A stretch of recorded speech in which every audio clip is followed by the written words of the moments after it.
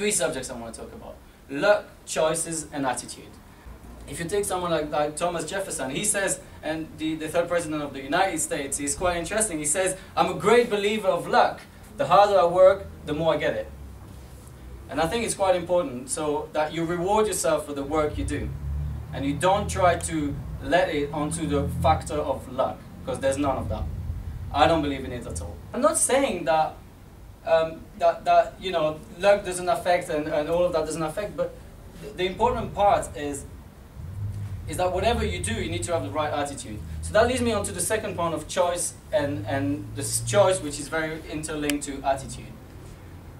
Dan Gilbert is a psychologist at Harvard University, and he made an extensive study on synthesizing happiness. His whole belief inside that theory is that we are all capable of synthesizing happiness, and that we can make ourselves happy of whatever situation happens. And I kind of take exactly what he says and I go a step further, and I say that it's exactly that, but to synthesize your happiness, you have to go the right attitude. So on the subject of choice, a lot of people spend a lot of time worrying about their choice, and I've been, you know, even in the evening we were talking and someone told me that, you know, their choice was to go into investment banking and it wasn't probably the right and it's a short term, but it's going to be happening.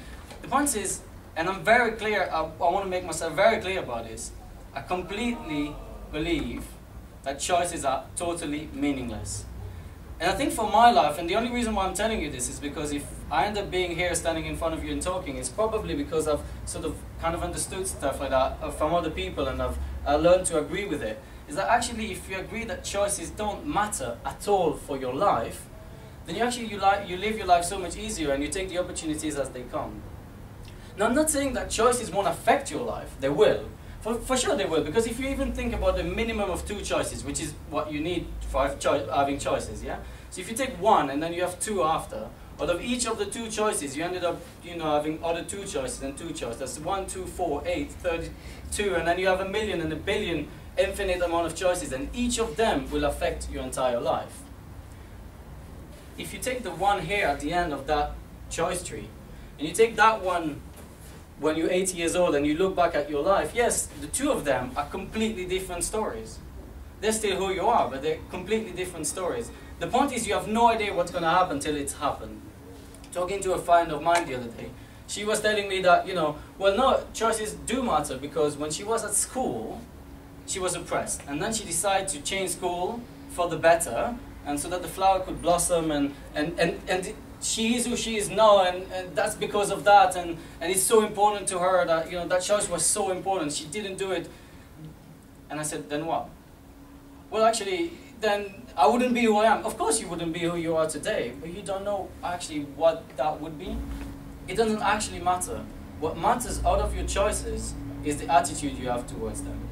And actually, I've never done that before, never thought about it before, but we might start a new religion. I don't know if you guys are up for it, but well, you know, we could be the attitudinists, you know, praying to the God of attitude, you know. It's just, you know, it's yourself really. God is you pray attitudinist, and the point is that if you have the right attitude, I believe that you can achieve anything you want in life. And that's actually cool, you know, if you think about it. Just you don't need any external forces. It's the attitude to do anything. The best part of all of that is I'm not defining what is the right attitude. You guys define for yourself what is the right attitude, and the attitude changes depending on the circumstances, depending on the environment, depending on what you're doing. But the point is that if I am here today doing this, it's probably because of that. I don't believe setting up my own social enterprise, that it's a big step. I was talking about it with James, and you know, the notion that, you know, starting your own thing when you're young is a big step. You know what? I don't think it's the right way to say it. Again, it's trying to put so much pressure on something that is not. If anything, I think it's a big step to apply for grad jobs. Guys, come on! You have to go through an entire list of what, 220 questions on 300 words, and it's a hell of a lot, way more boring than anything else that I've ever done in my entire life. So, you know, if anything, if I started my own social enterprise, it's because I'm lazy, you know. So, you know, be lazy. Be lazy, and you'll start your social enterprise. That's probably the lesson for tonight. No, actually, the reality is, is that it doesn't matter. There's no bigger step in trying to set up your social enterprise. It is not a bigger step than anything else. If you value it as a bigger step, then it will be a bigger step. If you value it exactly as a step, like anything else, then you just set it up. The reality, if it comes naturally and you want to do it, just do it. Don't wait. Don't wait to do it. Because it's not going to make it better. If anything, it's the right time to do it. And that actually wants to lead me to sort of a last little point I want to talk about, which I've heard a lot in the last couple of months and the last year and stuff.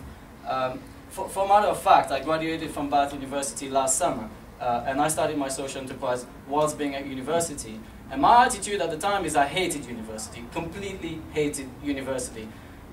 Since second year I knew that, and I did a 4 years master's in engineering. As you can see, I'm quite perseverant to what I do. But it's exactly that. My attitude at the time was, well, I'll finish what I start, and I'll make the most of my student life. And, well, because I've got some spare time, I might as well start something on the side. And that's how I ended up doing it. And again, you know, my choice of continuing university probably led me to start my social enterprise. But you know what, it doesn't matter. If I did drop out of uni, then something else would have happened. As long as you want things to happen, it will happen. But what I've heard in the last month, which kind of frustrates me, and I think in your position, I don't know what you guys think, but the point is simple, is that I've heard a lot, oh yeah, but you know, the fault is on the economy, on the crisis. And it's true, our parents, when they graduated, you know, the jobs were coming to them, and they could just, you know, lie down on the beach and just wait for the application to come to them, you know. So it was quite handy, you know, a red carpet, you get to the company. Yeah, it was like that, it's not. But if anything, the economy the way it is now is probably the best ever to start your own social enterprise. There's a lot of social needs, and as my mentor in business told me one day, when there is mess around, it's the best time to start. So think about that. Now the second thing is, a lot of people say, yeah, but there's no job on the job market. And I'm like, what? There's loads of jobs. There's not a problem with jobs. There's no scarcity in jobs. If you want to get a job, you'll get it. Again, if you've got the right attitude, you will. And they're like, yeah, but there's 10% unemployment in England. I'm like, what about the other 90%? There's 90% people employed. You know, you always look at the 10% unemployment. I look at the 90% employed. There are jobs if you want the jobs. And the last thing is, if you don't want to start your own social enterprise, because I don't think it's for everyone, and you got to do what's right for you and what you love and what you ought to be, and you don't really find a job that satisfies you in this country, then why don't you just leave? Why don't you just go somewhere else, like go to Brazil or go to China, you know, the fast-growing countries. And, you know, there's plenty of opportunities out there. And sort of my conclusion to sort of having been asked to chat about social enterprise and everything is the point that anyone is capable of doing it. And I totally believe that. I don't have more brain cells, if anything, probably less. I'm a foreigner, so you probably understand half of what I'm saying. And that's the same time, that's what happens in business as well. But it's good, you take advantage of it at times. But the point is simple, is I don't think anyone is better. The point is, if you have something you want to do, do it now. Don't wait that you're 30. Actually, a lot of people have told me, Ruben, why don't you go and work for someone, learn their lesson, and then when you're 30, set up your own business. I'm like, well, because I have no money, no kids, so I've got nothing to lose.